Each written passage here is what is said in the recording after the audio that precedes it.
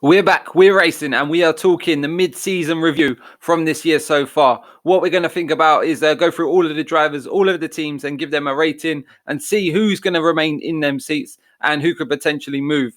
So it's been a great start to the year. We had a few boring races, but then it got really spicy towards the end of the summer break. And we had 4 back-to-back real corkers in this championship season, which was great to see. So we're going to start at the back with Williams, currently 10th in the standings. They've got 1 point, taking steps forward. They've taken a long time to get their package, their updates to the circuit, but they've taken quite a big leap forward, I would say. And George Russell, he managed to fight in front of other cars in Hungaroring, where you could keep other cars behind you, the likes of a Racing Point, for instance, and a HAAS as well. So good potential showing from George Russell, out qualifying and racing his teammates in all but one race where Kubica actually scored some points. So Toto's saying that it's too early for George Russell to be considered for the premium Mercedes seat, but in years to come, they're definitely eyeing him up as a future world champion. Robert Kubica, points on the board, but he must do better. He's been about a second behind his teammate throughout this year. Expect him to do better in the second part of this year. Otherwise, his drive could be up, with the likes of Valtteri Bottas might be in displaced, Ocon needing a race seat, and the Haas boys might be moving around as well. So it'll be interesting to see if he can maintain his seat. I like him, Robert Kubica, as a personality, but as a racing driver, I don't think he's got that true potential anymore. So tough decisions for Claire Williams. They might promote someone from the GP2 as well. They've got some great potential there. So one to watch out for. Hopefully to see them taking strides forward through the second part of this season and getting back to where they was after that delayed start, where they didn't run in the first, the first few days of testing, and really been playing catch up for the first part of the season. We move on to Rich Energy, a massive disappointment. You would have expected them to be, competing for P4 in this championship, but where has the potential gone? So they've got troubles on and off the track. On the track, it's not just the car, but it's their drivers as well. Multiple clashes between the pair of them. Grosjean, in my opinion, he really has to go. I don't want to see him in a premium seat, which I still consider Haas to be, even though they've had their troubles understanding their car. If they really get it together, this could be a great package. And Kevin Magnussen is a hard racer, as we know as well. So they really just clashed and really not cooperated like we've seen the likes of the Toro Rosso's in the last race. So, giving each other space to race, and they've been a bit too elbows out. And I hope it's the end for Grosjean. He's at risk of losing his seat. Potentially Hulkenberg could be switching across to the likes of Renault. Ocon could even go there to a French team. That could be a bit of a coup.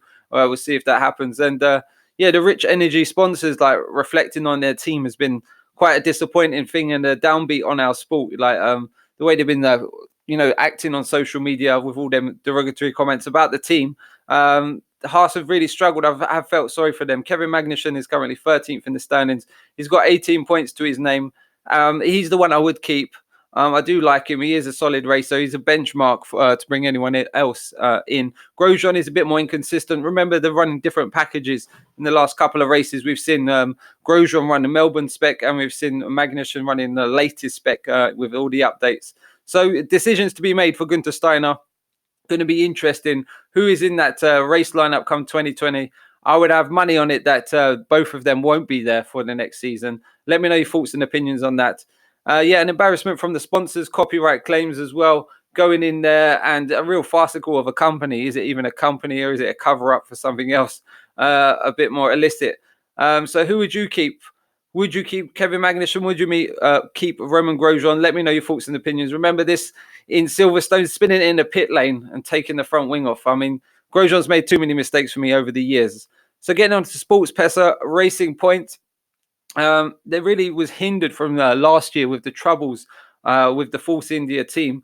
It's really hurt them in terms of development, like getting their 2019 car spec research and development up to speed. So expect them to take further strides in the second half of this year. Lance Stroll has really struggled on Saturdays, but really delivered on Sundays. And Sergio Perez has been a bit off for him, a bit inconsistent. He's struggled with some strategy as well. And it's been a difficult start to the year, but I do expect them to come strong in the second part of next year. Lance Stroll looking, pretty solid there, 12th in the standings with 18 points, ahead of his teammate, quite notably ahead of Sergio Perez, which is quite alarming for Sergio. But yeah, he looks nailed on to like keep his seat, of course, because of the influence of his father with his money, his wallet open. That's going to keep Lance Stroll in the sport for another year. Sergio Perez is a safe bet. He's a good leader amongst the team, a great benchmark for them, but currently 16th in the standings with only 13 points. So yeah, he struggled in a few races with DNFs like collisions and strategy, as we said before. But yeah, Lance Stroll loving Sundays. He's made up a total of 44 positions on Sunday, which just shows how poor he is on the Saturday, you would have to say. So really, hopefully, if he can start brushing up, I think he's gone out of every Q1 session. Sergio Perez, yeah, I think he will deserve a seat for another year. He's a good driver to have on the grid, but if they did move him out, I would understand it as well. Moving on to Alfa Romeo Racing, there was a bit different with their concept, seeing them in testing a bit along the Ferrari route, and they're currently 7th with 32 points. They're starting to get some momentum behind them now. Kimi Räikkönen as well. He seems to have a new lease of life under him, because he doesn't have that pressure of being in a Ferrari, having to win races. And he's currently got some weight off of his shoulders. And we're seeing the old Kimi, who enjoys going racing on a Sunday, back in the sport, which is good to see. Here's the young Kimi Räikkönen when in his first phase in the Sauber team. So yeah, rejuvenated in this experience. Kimi Räikkönen currently 8th with 31 points in the World Championship. Had some solid performances, some good side-by-side action with some of the younger guys as well. So great to see him. Hopefully we see him for many years to come in the sport. Antonio Giovinazzi, I was a bit skeptical about this one. Didn't feel he deserved a race seat, but he's proven me wrong. He's had some good showings, but currently 18th with only a point on the board. So hopefully he needs to bag some more points, show consistency, and then potentially in the years to come, he could still be here. But if he doesn't start to score points, there might be a young Ferrari driver that they want to put in there, like a Mick Schumacher. I think 2020 will be a bit too early for the likes of Mick, but you never know. So Antonio, look over your shoulder. Moving on to the Renault boys. This was supposed to be a breakthrough year. This was supposed to be a year where they bridge the gap to the front three and really distinguish themselves from Formula 1.5 or the rest of the chasing pack. But huge investment going in ahead of 2021 when there's proposed budget caps. They really need to make investment to their facilities so they can really, reduce costs later on down the line because of the budget caps that could come in. It's now or never. So hopefully this is a good sign that Renault are in the sport for years to come. But they really need to start showing on the track. Otherwise, interest will start quickly fading amongst that team. Daniel Ricciardo, a big coup signing for the team. He's currently 11th with 22 points, and he's had 4 DNFs. Remember earlier in the year, I think it was Bahrain, they was both running really well, and then they had both the cars switch off within a few corners. Nico Hülkenberg, 14th with 17 points and 3 DNFs. So Renault showing the lack of reliability. And looking at their customer team later on, that McLaren seem to understand it and their package is working. So it is a fundamental Renault issue with their car. And yeah, they've got some potential in there, but nowhere near the likes of a Red Bull, and the McLaren certainly look a lot closer in that scrap for best of the rest. So expect to see better showings. Nico Hülkenberg, again, the podium eludes this guy, man. He was running really well in his home Grand Prix and screwed it up. So moving on to Toro Rosso. A good start to the year, looking pretty solid. Currently P5, which is above their targets, you'd say, on 45 points.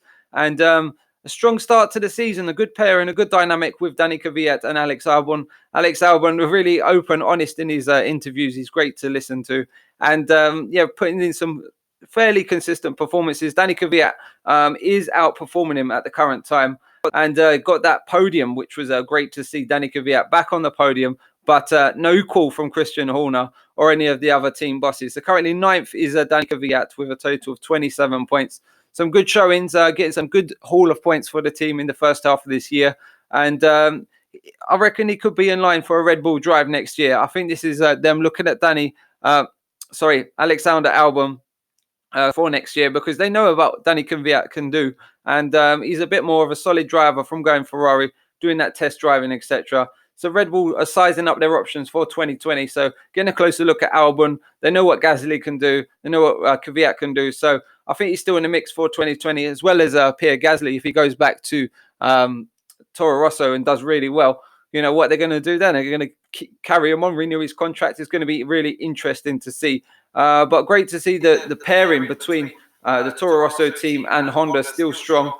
So Alexander Albon, this is his rookie season and 8 points on the board so far. He was really honest in his interviews. He's currently 15th with 16 points on the mark. Yeah, really honest, saying how shocking it was with the raw speed, the grip of these F1 cars. But he's got settled down pretty quickly. And yeah, he's been solid driver. Right place, right time. Remember, he's part of this Red Bull program. So he has got promoted to the big boys now. And he's got the chance to win races. This guy is going to be in a race potential winning car, as we've seen from Max Verstappen. So, yeah, great prospects from the London Bull Thai driver. What's your thoughts on that? Does he deserve that seat? Or should it have gone to Kvyat? So moving on to McLaren, a breakthrough year, really showing great potential. They've got that Renault in the back of the car now. There's a great dynamic amongst the team.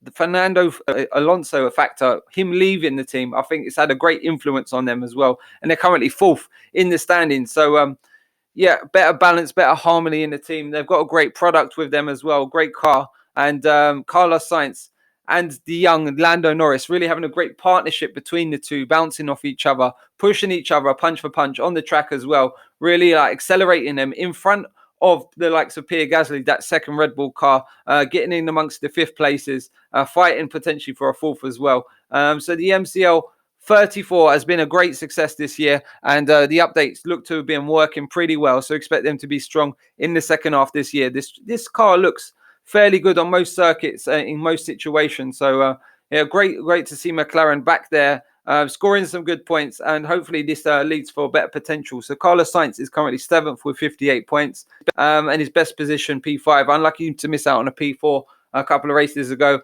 but great consistent driving from him there. Lando looks to be a bit stronger on the Saturdays throughout the year, but when it's mattered, when the points are given out, this man's been there to collect them, and so he does. Lando Norris, though, showing great pace. We've seen him wheel to wheel with the likes of Lewis Hamilton, Kimi Raikkonen, and his teammate as well. So great rookie season, great learning season. Just needs to be a bit more consistent now coming into the second half. He's currently P10 with 24 points, and he's had 4 DNFs in the first part of this year. So a quarter of the races he's DNF'd. So quick racing pace. And McLaren have signed both drivers again for 2020. So they're going to keep that harmony. And it's going to give the drivers confidence. They don't have to look over their shoulder for the coming year. Moving on to Aston Martin Red Bull Racing. With this new partnership with Honda, they're currently third with 244 points. And they've won 2 races as well. Much to Ferrari's probably discussed that these boys are in front of them. But Max Verstappen has turned the corner. He's a lot more mature. First corner at Monaco, for instance, where he was really kept a safe head. He could have barged in there, the old Max Verstappen, but really bringing it home for the team. I think he's been only as low as about 5th in a few races, but he's currently 3rd with 181 points and 0 DNFs as well, which is quite telling. But he needs a wingman. We've seen that in Hungary. If he'd have had Pierre Gasly there behind Lewis within about 15 seconds even, then he could have fended him off. That 2-stop wouldn't have been an opportunity. We've seen Max Verstappen and Albon in the junior categories are racing together, so they know each other well, and hopefully that brings a better vibe amongst the team. And this could actually work, in my opinion. I think Alex Albon could grab this by the scruff of the neck and really never look back. So what's your thoughts and opinions? Is he going to perform better than Pierre Gasly? Is it a case of Pierre just not suiting the car? We see that in different disciplines of racing as well. So it's out of time for Pierre Gasly. He's going back to where he does know, where he can perform. And hopefully he settles in pretty quickly there. Otherwise, it could spiral out of control. He's got 63 points on the board this year. Not too bad, but not great either. So everyone iron up that Red Bull seat. And maybe even Fernando Alonso's on the phone to Christian Horner saying, I'm available. But who's your thoughts? And who's going to have that 2020 drive? I hope Alexander Albon can retain it, or Pierre Gasly come back into it. I don't mind either way, in all honesty. But yeah, great showing from them with their 2 victories. Unlucky in Hungary where that strategy caught them out. Moving on to Ferrari, real disappointment. Biggest potential coming in for pre-season. Looked like they had a solid package. It looked quick from the get-go, but it hasn't worked out. Some of the races have gone against them. We saw it in Bahrain where Charles Leclerc was so unlucky. He lost the power, and lost the race win with that as well. And we saw Sebastian Vettel at Canada as well with the marshals, not the marshals, the stewards calling that one and giving him a penalty, which cost him the race win in the end. That's really affected their confidence, the wind in their sails, and we've seen a bit more of a resurgence from the likes of Sebastian Vettel. Charles Leclerc looks a bit more consistent. He looks like that rough diamond like Max Verstappen a year or two ago, where he was not bringing it home all the time. But he's still, fighting his best position so far, P2. Unlucky to miss out on that debut win, like we said, but a pole position as well to his name.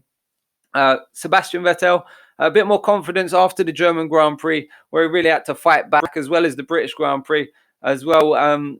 See him go toe-to-toe with his teammate in Hungary, assert his dominance there, and gain that position coming in the closing phases of the Grand Prix. So it looked a bit tricky on the opening phases because there was given the whole advantage to Sebastian Vettel when it comes to strategy and actually just favouring him altogether. But now Charles Leclerc looks to have asserted his dominance, shown that he's got that potential, and you can rely on me. So they're sort of giving it back to him as well. Sebastian Vettel's got his confidence back after the few spins and oopsies earlier on in the season. But what's your opinions on Ferrari? Will they win a race this season? Can you imagine if they go on a barren run and don't actually win a Grand Prix? That would be a crime to that car, the SF90, because it is a good car. They just need to understand it, get it in the right window, get it turned on at the right times, and it's going to be a hard to beat, in my opinion. So the verdict on Ferrari is must do better for the second half of this year. They have to win races. Otherwise, they're going to look like the Mario Brothers without a clue and just call this a comedy show. But Ferrari, in terms of the management, really need to improve this for the second half. The world champions, Mercedes, they've got off to their best ever start. They lost Niki Lauda earlier in the year, which was a real tough blow. That was Toto's wingman and really confidant as well. But first with 438 points, they're really running away with this now, Mercedes. They won 10 out of the 12 Grand Prix that we've witnessed.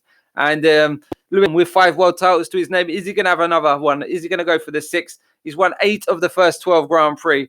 And it's normally the second half of the year that we see the most out of Lewis Hamilton. God help us if we do, because it's going to be a pretty bore fest in terms of the championship. Valtteri Bottas under pressure from his teammate, who has just been, I think he's been more solid on a Sunday. Coming into a weekend, he's looked for that race pace because he's going to have to need it because of them fine margins between him, Ferrari, and the Red Bull. Valtteri Bottas has got the upper hand on him a few times in qualifying, but it's not really hurt Lewis because his racecraft has been right there. Ocon is waiting in the wings with secure a Mercedes drive.